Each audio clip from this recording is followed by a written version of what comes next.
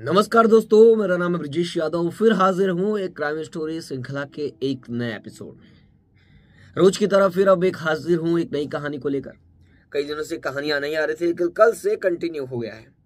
वहीं आज फिर एक नई केस लेकर हाजिर हूँ जो काफी खौफनाक है। इसमें एक पिता और एक बेटे की खौफनाक कहानी सामने आई है, और ये कहानी मुंबई की है और जो काफी हैरान कर देने वाली है। जब आप सुनोगे उस बच्ची की कहानी तो आपके भी रोंगटे खड़े हो जाएंगे कि उसके पास कोई नहीं था कि वो किसी को कुछ बता सके, किसी को कुछ कह सके। वो अपने घर से अचानक एक दिन लापता हो जाती है और किसी को कुछ पता नहीं चलता है कि वो लड़की कहाँ चली गई। उसके बाद क्या होता है, पुलिस उसे कैसे खोजती है, उस मासूम बच्ची को, और उसके साथ क्या हुआ था, वो घर से क्यों गई और किसके साथ गई, और उस बच्ची को पुलिस ने कैसे खोजा और उसके साथ क्या हुआ था। ये काफी रोंगटे खड़े कर देने वाली कहानी आप लोगों के सामने आज मुंबई की लेकर आया हूँ। वहीं कहानी काफी दिनों बाद आ रही है। वहीं एक प्रद्युम्न प्रोडक्शन करके कोई व्यक्ति है, वो कमेंट कर रहे थे कि रेगुलर स्टोरीज चाहिए। वहीं कई लोगों का ये भी कहना है कि जो स्टोरी है वो मुंबई के बाहर की ना हो, मुंबई और उसके आसपास के इलाकों की कहानी और ये स्टोरी और केसेस हो। तो मेरे ज़्यादातर कोशिश रहती है कि जो कहानी, जो स्टोरी, जो केसेस हैं वो मुंबई और उसके आसपास के जो जिले हैं, एमएमआर के जो क्षेत्र हैं, वसई, विरार, थाने, पालघर और थाने, पुणे, यहीं की ज़्यादातर स्टोरीज होती है। तो आज की भी स्टोरी बिना समय बर्बाद किए आप लोगों को शुरू करता हूँ। तो आप लोगों की भी कोई कमेंट हो तो कमेंट जरूर करिए, साथ में नाम लिखिए, क्योंकि यूज़र नेम की वजह से किसी का नाम नहीं मिल रहा है, तो कमेंट पढ़ते समय काफ़ी तकलीफ होती है। वहीं आज की कहानी की शुरुआत होती है मुंबई से। देश की आर्थिक राजधानी मुंबई। सभी अपने काम धंधे में व्यस्त रहते हैं। यहाँ पर सामने से कोई क्या कर रहा है, लोगों के पास उतना भी टाइम नहीं होता है कि उसे देखें कि वो क्या कर रहा है और वो कौन है, क्योंकि इस शहर में सब अनजान होते हैं। और देश की आर्थिक राजधानी होने के कारण यहाँ से कई राज्यों से लोग आए होते हैं। अलग अलग पर प्रांतीय लोग अलग अलग प्रांत से यहाँ पर आए हैं और अपना काम धंधा कर रहे हैं या रहते हैं। उसी बीच एक बड़ी घटना घटती है और 2024 यही अक्टूबर का महीना मुंबई के एक इलाके में एक लोकेलिटी है, उसका नाम और एड्रेस और जो भी कैरेक्टर हैं, जो भी लोग इसमें इन्वॉल्व हैं, उनका नाम नहीं ले सकते। मुंबई की एक लोकेलिटी है, वहाँ पर एक परिवार रहता था। उसमें एक 46 वर्षीय पिता और उसकी पत्नी और एक बेटी।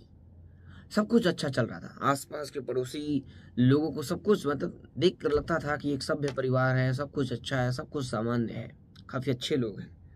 लेकिन अंदर क्या हो रहा था किसी को कुछ पता नहीं था। सब कुछ सामान्य था। अचानक एक दिन उनकी जो लड़की थी, मासूम लड़की, वो लड़की अचानक गायब हो जाती है। उसकी उम्र कुछ 14-17 के बीच में होगी।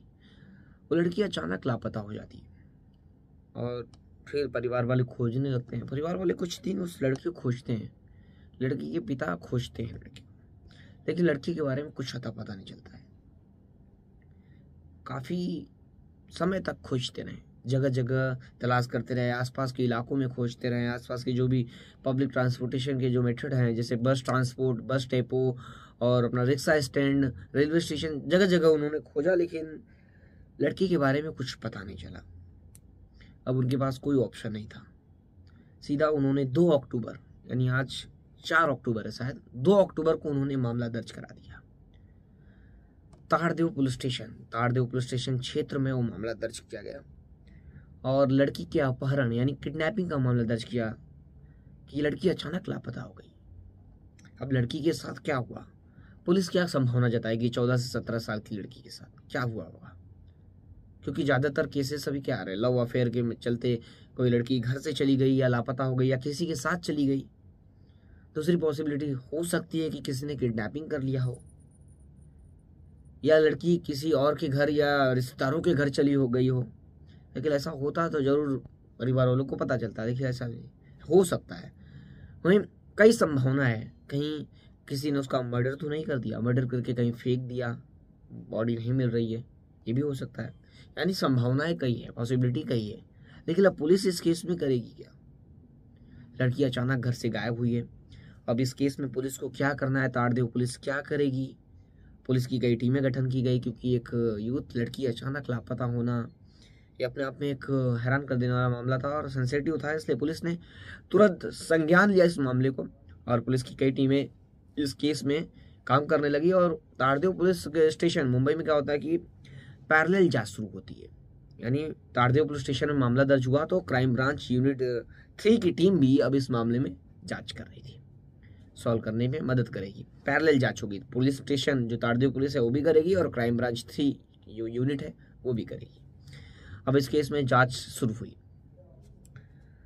धीरे धीरे समय बीतता गया, 12 घंटे का समय बीत गया एफआईआर और केस होने के बावजूद लड़की के बारे में कुछ पता नहीं चला। पुलिस की टीमें पीछे सीसीटीवी खंगाल रही थी, यानी जगह जगह के सारे सीसीटीवी खंगाल रही थी और कई लोगों को सादे वर्दी में जो क्राइम ब्रांच की टीमें है वो जगह जगह तलाश रही थी लड़की के बारे में। कोई अननोन मिले, कोई अनजान मिले, कहीं पब्लिक प्लेसेस पे तो इन्फॉर्म किए, पुलिस को इन्फॉर्म करे। पुलिस के पास फोटोज तो थे ही लड़की के। अब लड़की के बारे में कुछ अता पता तो नहीं चल रहा था, लेकिन लड़की की जब रौनक अचानक 12 से 15 घंटे बाद लड़की के बारे में पता चल गया कि लड़की कहाँ है। पुलिस ने जब लड़की के बारे में पता चला पुलिस को, तो पुलिस ने राहत की सांस ली कि आखिरकार लड़की के बारे में पता चल गया और लड़की जीवित है, उसके साथ कुछ अनहोनी नहीं हुई है, ये बड़ी बात है। अब पुलिस ने तुरंत इंफॉर्मेशन निकाली और लड़की को पता चला कि लड़की महालक्ष्मी रेलवे स्टेशन पर है। मुंबई का जाना माना रेलवे स्टेशन है महालक्ष्मी रेलवे स्टेशन। वहाँ पर लड़की का लोकेशन मिल गया और लड़की के बारे में पता चल गया।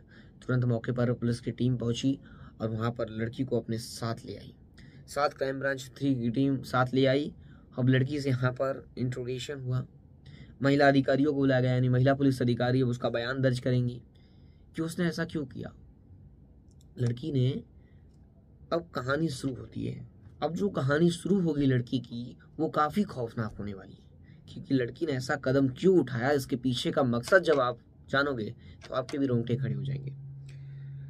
अब महिला अधिकारियों की टीम बुलाई गई, क्योंकि पुरुष अधिकारी जो मेल होंगे वो नहीं बयान दर्ज कर सकते एक महिला का। तो महिला अधिकारी मौके पर पहुंची और इंट्रोगेशन शुरू हुआ, यानी सवाल जवाब शुरू हुआ।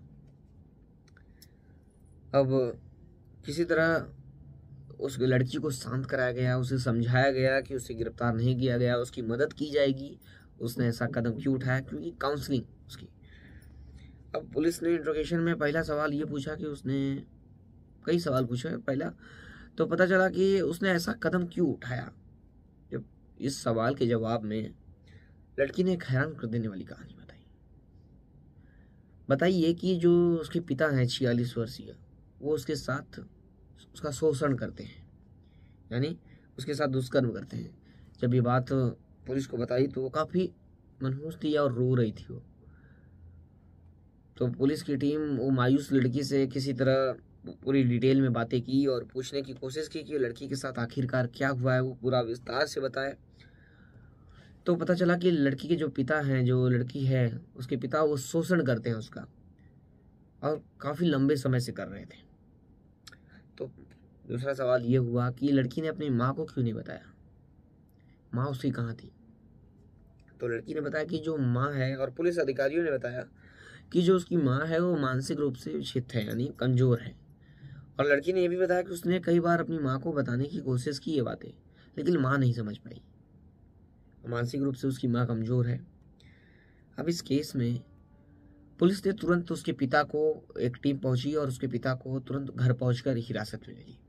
हिरासत में लेने के बाद अरेस्ट कर लिया और यहाँ पर पुलिस स्टेशन लेके आई और पॉक्सो अधिनियम के तहत मामला दर्ज कर लिया गया।